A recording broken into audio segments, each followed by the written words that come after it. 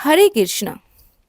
श्रोताओं, सनातन परंपरा में माघ मास के कृष्ण पक्ष के 15वीं तिथि यानी अमावस्या तिथि का बहुत अधिक महत्व माना गया है और हिंदू धर्म में माघ महीने की अमावस्या को माघी अमावस्या और मौनी अमावस्या के नाम से जाना जाता है। यह साल की सबसे बड़ी और सबसे पवित्र अमावस्याओं में से एक होती है।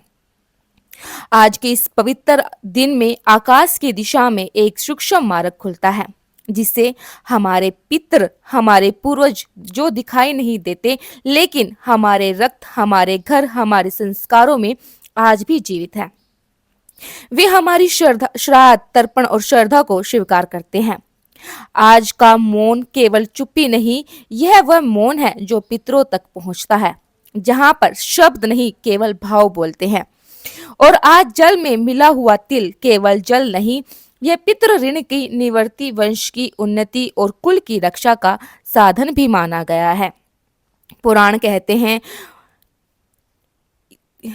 मौन, तर्पण और दान तीनों मिलाकर जीवन की रुकावटों को दूर करता है और कुल में सुख संपत्ति के द्वार खोलता है। और इस बार तो अमावस्या तिथि रविवार को पड़ रही है, जिससे इसका फल और भी प्रबल हो जाता है, क्योंकि रविवार सूर्य देव का दिन होता है, पितरों का दिन होता है, तेज और तत्व का दिन होता है। लेकिन इस दिन तुलसी और पीपल की पूजा भी वर्जित मानी जाती है। पीपल या तुलसी जी को इस दिन स्पर्श नहीं किया जाता। तो ऐसे में पीपल या तुलसी जी की पूजा कैसे करें, कैसे दीप जलाए, क्या करे और क्या ना करे, ये सारी बातें आज की इस वीडियो में आपको अच्छी तरह जानेंगे। तो आइए आज इस पावन और पवित्र तिथि पर पितृ तर्पण, मौन दान और दीप दान की विधि को संपूर्ण श्रद्धा से समझते हैं। अमावस्या तिथि के दिन प्रातःकाल उठकर सोच, स्नान और शुद्धता के साथ सच्चे मन से संकल्प लेना चाहिए कि आज मैं पितरों की तृप्ति, अपने कुल की उन्नति, पितृ ऋण से निवृत्ति के लिए मौन व्रत तथा तर्पण का संकल्प लेता हूँ या लेती हूँ। पूरे दिन मौन रहना संभव ना हो तो सवा घंटे या जब तक आप सुबह की पूजा या दान आदि ना दे दे, तब तक भी मौन रहा जा सकता है। संकल्प लेने के लिए दाहिने हाथ में थोड़ा जल और काले तिल मिलाकर संकल्प लेने के बाद आप संकल्पित जल को भूमि पर छोड़ दीजिए। इसके बाद पितरों को तर्पण प्रदान कीजिए। दक्षिण दिशा पितरों की दिशा मानी जाती है, तो दक्षिणी दिशा की तरफ मुंह करके जल, काली तिल और कुशा, इनसे पितरों का जल अर्पण करना चाहिए। अब सूर्य देवता को भी तांबे के लोटे में जल, अक्षित, लाल पुष्प और लाल चंदन डालकर जल अर्पित करते हुए सूर्य का कोई भी मंत्र या गायत्री मंत्र का जाप करें। इसके बाद अपने घर के मंदिर में आप जिस तरह से पूजा करते हैं, आप बिल्कुल वैसे पूजा कीजिए। अपनी आराध्य देवी देवताओं का पूजन करने के अलावा यदि अपने गुरु मंत्र लिया है तो गुरु के मंत्रों का भी आप जाप कर सकते हैं। इस दिन पितरों की संतुष्टि के लिए श्रीमद् भागवत गीता के 7वें अध्याय का आपको पाठ जरूर करना चाहिए, सुनना जरूर चाहिए। संभव हो तो आसपास के मंदिर में जाकर मंदिर में पूजा भी जरूर कीजिए। शिवलिंग पर जल या दूध अर्पित करें और इस दिन भर उपवास रखने के बाद शाम के समय दीप दान अवश्य ही करें, क्योंकि पीपल और तुलसी जी की पूजा रविवार के दिन निषेध मानी जाती है। तो मन में ध्यान करते हुए आप पूजन कर सकते हैं। और शाम के समय आपको दीप का कहाँ कहाँ जलाने चाहिए। सबसे पहले घर के मुख्य द्वार पर एक दीपक पितरों के नाम का, यदि आपके घर में पितरों का चित्र है तो वह आप वहां पे आप दिया जला सकते हैं। घर की छत पे दक्षिण दिशा की ओर मुंह करके दिया जला सकते हैं। किसी जलाशय पे बहते हुए जल में, नदी, कुएं या जो भी जल स्थान हो जो साफ सुथरी जगह पर हो, वहां पर आप दीपक जला सकते हैं। गौशाला में या गाय के आसपास दीप दान कर सकते हैं। शनि देव के समीप तिल और सरसों के तिल का दीपक आप जला सकते हैं।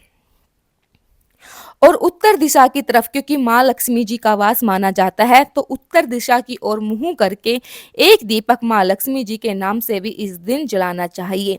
इस दिन दूर से ही तुलसी जी या पीपल में वास करने वाले सभी देवी देवताओं का ध्यान करते हुए, पीपल का ध्यान करते हुए आपको दूर से ही दीप दिखाकर दीपदान करना चाहिए। अपने मंदिर में या घर के मुख्य द्वार पर रख देना चाहिए और ध्यान रखिए, जहां घर के मुख्य द्वार पर आप दीपक जला रहे हो, कहीं पर भी जला रहे हो या डायरेक्ट भूमि पर नहीं रखना चाहिए। काले तिल के थोड़े से दाने, अक्षित हो या पुष्प का आसन देकर ही दीपक जलाकर रखना चाहिए। और दीपक जलते समय भाव रखे, यह प्रकाश मेरे पितरों तक पहुंचे, उन्हें तृण तृप्ति प्रदान हो और उनका मोक्ष मार्ग में सहयोगी हो, और हमारे पितरों की कृपा सदैव हमारे परिवार पर बनी रहे। पितरों की कृपा पाने के लिए आज के दिन क्रोध नहीं करना चाहिए, झगड़ा नहीं होना चाहिए, निंदा या बुरे विचार मन में नहीं लाने चाहिए। मांस मदिरा का त्याग कर लहसुन प्याज का सेवन इस दिन नहीं करना चाहिए। व्यर्थ में अनावश्यक रूप से खर्चे भी नहीं करने चाहिए। घर पे आए हुए याचक को खाली हाथ नहीं लौटाना चाहिए। दान में इस दिन क्या क्या देना शुभ माना जाता है, तो आज के दिन तिल, अन्न, घी, गुड़, गर्म वस्त्र, कंबल, फल, तिल, तेल, आप सरसों का तेल, तिल का तेल, ये दोनों तरह के दे सकते हैं। इसके अलावा जल दान आप कर सकते हैं, मिट्टी के एक घड़े में जल भरकर भी आप दे सकते हैं। दीप दान करना और दक्षिणा देना, इसके अलावा गौ सेवा या गौशाला में जाकर चारे आदि का प्रबंध कराना या गौ माता को भोजन खिलाना, ये सबसे श्रेष्ठ दानों में माना जाता है। ब्राह्मण, गो अथवा अभाग्यग्रस्त लोगों को भोजन कराना भी सबसे श्रेष्ठ दान होता है। तो इस दिन आप अपनी सामर्थ्य के अनुसार कुछ ना कुछ दान जरूर करें। जो भी व्यक्ति इस दिन मौन, तर्पण दान, दीप दान, जाप या भोजन दान करता है, उसके कुल में पितृ प्रसन्न होते हैं, पितृ दोष दूर होता है, संतान सुख प्राप्त होता है, दरिद्रता दूर होती है, रोगों में शांति मिलती है, कार्य सिद्ध होते हैं और समाज में खूब मान सम्मान मिलता है। व्रत रखने वाले भक्तों को मौन रहकर ही शाम के समय फलहार करना चाहिए। शाम के समय आप हल्का सात्विक फलहार कर सकते हैं, जैसे कि आलू, लौकी, कुट्टू। ध्यान रखें, नमक का सेवन करने से जहां तक हो सके बचे। बहुत ज्यादा जरूरी हो तो सेंधा नमक से बना हुआ फलाहार आप कर सकते हैं। हर तरह के फल और हर तरह के ड्राई फ्रूट आज के दिन आप सेवन कर सकते हैं, क्योंकि मौनी अमावस्या के दिन भवरी भी दी जाती है। पीपल के पेड़ की 108 बार परिक्रमा की जाती है। तो ऐसे में आप सोमवार के दिन सुबह सुबह जितनी जल्दी हो सके सूर्योदय तक पीपल की और तुलसी जी की पूजा भी कर सकते हैं। मौनी अमावस्या के दिन आप अपने पितरों के नाम से किसी सार्वजनिक जगह पर, किसी तालाब आदि के किनारे या किसी ऐसी जगह पर आप किसी एक पौधे की देखभाल अच्छे से कर सकते हैं। उसके बड़े होने तक वहां पर आप कोई छायादार या फलदार पौधा लगा सकते हैं और उसके बड़े होने तक उसकी आपको देखभाल करने का संकल्प लेना चाहिए। तो यही थी आज की वीडियो। उम्मीद करते हैं जानकारी आपको पसंद आई होगी। अगर आप अमावस्या तिथि, शुभ मुहूर्त और कथा के बारे में जानना चाहते हैं तो इस वीडियो को लाइक करके हमारे चैनल को जरूर से सब्सक्राइब कर लीजिएगा, ताकि आगे की वीडियो आप तक पहुंच सके। वीडियो को पूरा देखने के लिए आप सभी दर्शकों का दिल से धन्यवाद। आपकी जो भी राय हो हमें कमेंट बॉक्स में जरूर बताइएगा। और अगली जो वीडियो होगी हमारी वो अमावस्या कथा की होगी। अगर आप हमारे चैनल पे माघ मास की कथाएं सुनना चाहते हैं तो हमने पूरी श्रृंखला डाली हुई है माघ मास की कथाओं की, तो आप उन कथाओं का भी आनंद ले सकते हैं। मिलते हैं अगली वीडियो में। जय श्री कृष्णा, जय श्री राधे।